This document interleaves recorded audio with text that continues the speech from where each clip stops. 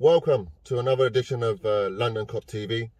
I'm just going to be chatting very quickly about my thoughts on the upcoming fixture between Liverpool and Arsenal.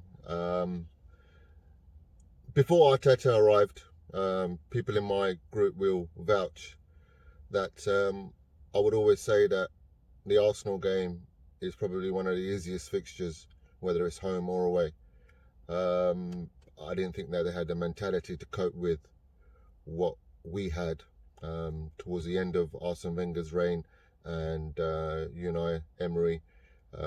We just better. We were there. Just every single game we played against them, we were the better side. But since Arteta has arrived, not just because of he's been able to get a couple of good results last season, although we had already won the league. That 2-1 loss against them, they really defended for their lives, something that Arsenal haven't been capable of doing against us in recent times. And then the Charity Shield, the curtain raiser, or the glorified friendly, whatever you want to call it, they ended up taking better penalties than us. Even that game, it could have gone either way. They had a few really good chances, and so did we. But for me now, Arteta's Arsenal has been looking a lot more organised. They're working hard for each other. And when you've got a world-class player like Aubameyang up front, you've got every chance of winning games. Their start against Fulham, I don't think they actually, broke out of second gear. The League Cup game, although both teams made quite a few changes, Arsenal dealt with that with considerable ease. Could have been a lot worse for Leicester. But the game that I'm most impressed with, looking at Arsenal, is the 3 points they got against West Ham. They didn't play particularly well. There was a point when the game was at 1-1. It could have gone either way. West Ham had some really good chances, but Arsenal found a way. And that is something that has been missing, getting results when you play ugly. And we've been doing that for the last couple of years, and that's why, we've been able to finish 1 point behind City, win the Champions League, and then, win the league 18 points clear with 7 games to spare. And when a team like Arsenal is able to do that, they're a lot more dangerous because of, a player like Aubameyang and everybody else working hard, everybody else playing, football a little bit more organised. They know deep down, like every other team in the Premier League, that they can't go toe-to-toe with a Liverpool side, especially a Jurgen Klopp Liverpool side. So they have to find something different. And I wouldn't say we've struggled, but teams that actually play with 10 men behind the ball and play us on a counter attack, if they've got pace up front, they do cause us a few problems. So we're going to have to be on it. I'm confident that we'll be able to get the 3 points. It's at Anfield. We haven't lost at Anfield for God knows, since 2017 against Palace, I think it was, when Benteke scored those 2 goals. But we're going to have to be careful. We're going to have to be at our best because we're playing against a Arsenal side that is competing. We're playing against an Arsenal side that have got a structure that suits them. They've got a plan, and Arteta's boys are executing that plan at this moment in time perfectly, really. So we can't take this game lightly. I'm a little bit wary of this fixture, a lot more wary than I have been in the past.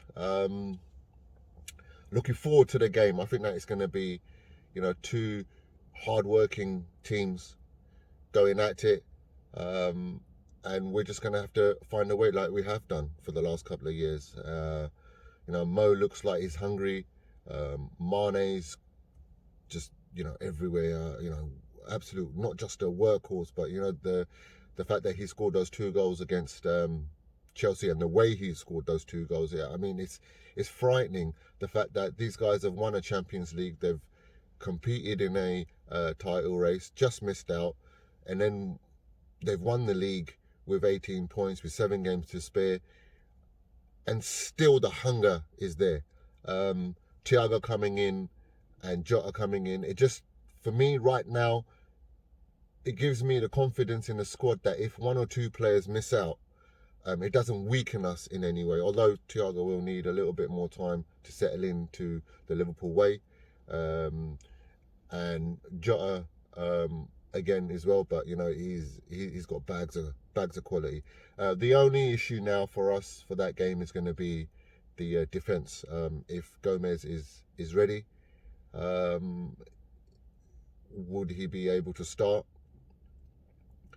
So if not, then Fabinho can play in there, and then Thiago, Gini and Keita for me in that midfield. If Gomez is able to start, then does Thiago start this game? Is it Fabinho, Gini or Keita? Or maybe Fabinho, Thiago and Gini? I mean, the options are just unreal at this moment in time. It's brilliant. I also wanted to mention to those Liverpool fans that are going at Nico Williams. Guys, this guy is 18. He's got so much to learn about the game. Who remembers Trent's first stint as a right back against Old Trafford? He made mistakes that made us lose that game. And now he's regarded as the best right back in the country, probably even in Europe and the world. Now, I don't see Nico going the way that Trent has, or as, you know, exciting as Trent, but he is in the right place. You know, Klopp will sort that out. He needs time. If he plays 10 to 15 games in the league this season, playing with the team that we've got, he's going to get better. There's no two ways about it. Just got to give the boy the opportunity to do it. And then just looking across the squad, if Shaq can stay fit and play the way he did against Lincoln, I know it's only Lincoln, but if you look at his performance, you know, one thing, 2 problems Shaq has. One is in the injuries, and the other is when he's played, his lack of effort tracking back has been apparent. But against Lincoln, he was running mad. He was all over the place, you know, winning the ball deep, you know, movement, creating space for others, finding others in space on the ball. He was brilliant. I mean, what a world-class free kick. And if he can continue to do that, again, like I said before, if, you know, Gini misses out and, you know, Klopp thinks that Shaq should be playing in the central midfield positions, we won't really miss anything in terms of our dynamic. I mean, he can play, you know, wide right, wide left. If people, you know, a lot of people, including me, believe that, you know, 4-2-3-1 formation is where Shaq is most suited to. He can play in that, you know, attacking midfielder stroke number 10 position. The options are just unreal for us. So that's it, really, what I wanted to say. I'm really looking forward to this game. It will be a difficult game for us, but we've got to continue what we're doing. You know, score goals, and hopefully we can keep it tight at the back and get 3 points. And Arsenal will be coming in with a little bit of confidence, probably more confident than they have been in the past. So it's not going to be easy. Right, so lads and guys who are watching this, please subscribe, like, share, and add some comments. Let's see what you guys have to say as well about the upcoming fixture. Keep tuned in to the channel. We're going to have a few more guys added on to the team, sharing their thoughts. So hopefully you'll be enjoying the channel and the upcoming episodes. Keep it real and up the Reds.